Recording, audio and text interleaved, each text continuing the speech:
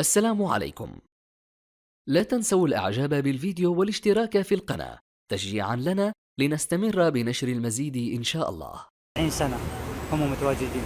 أول ما كان بدأوا في المسفلة، ما شاء الله تبارك الله. طبعا هذا هو الرئيس إسماعيل، يعطيه العافية، صاحب المحل يشتغل بنفسه.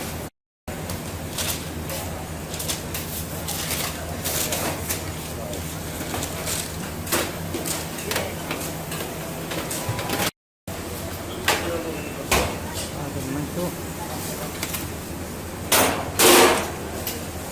هنا الإعداد،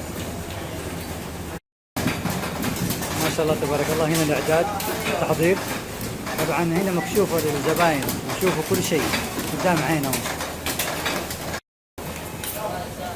ما شاء الله تبارك الله.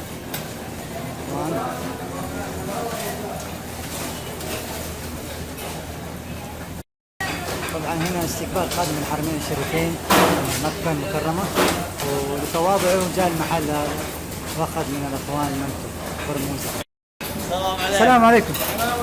ايش رايك من المحل هذا تاخذ فرموزة منتو؟ انا بالنسبه رجال ممتاز. انا بالنسبه لي من الطائف، انا بالنسبه لي من الطائف. مرسلني رجال اسمه الاستاذ عبد الغني الروزي، مرسلني على المكان، يقول هذا افضل مكان في مكه، ولسه ما جربت. طيب بالعافيه. السلام عليكم. عليكم السلام. كيف حالك يا عمي؟ تمام الحمد لله. ما شاء الله تبارك الله. طبعا انت صاحب المحل فرموزة الخون. ان شاء الله. ايش الاكله الفرموزة المنتو دي؟ المندو الفرموزة هذه تأسست هنا في مكة، هي أكلة بخارية وليس أكلة سعودية. هذه الأكلة توارثتها من أبويا من تقريبا 45-50 سنة، وهي أساس البيت. أنا كان في المسفرة قريب من الحرم. المنتو الفرموزة تتكون من ايش؟ هي مكوناتها من عجينة وبصل ومفروم وفلفل أسود وكمون وطماطم.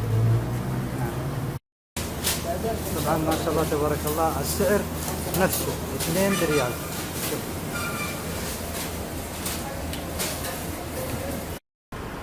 طبعا هذه هي الفرموزة، ما شاء الله، طعمة ولذيذة وهشة. هذا اللي يميز المحل هذا، عفوا بهذا الشكل. الله يبارك لهم. طبعا هذه احد الاكلات الشعبية لحد مكة، هي الفرموزة المنتو. ان شاء الله وترقبوا الاكلات الجاية مكة وبس. هي أكلة شعبية ما شاء الله. السلام عليكم. لا تنسوا الإعجاب بالفيديو والاشتراك في القناة تشجيعا لنا لنستمر بنشر المزيد إن شاء الله.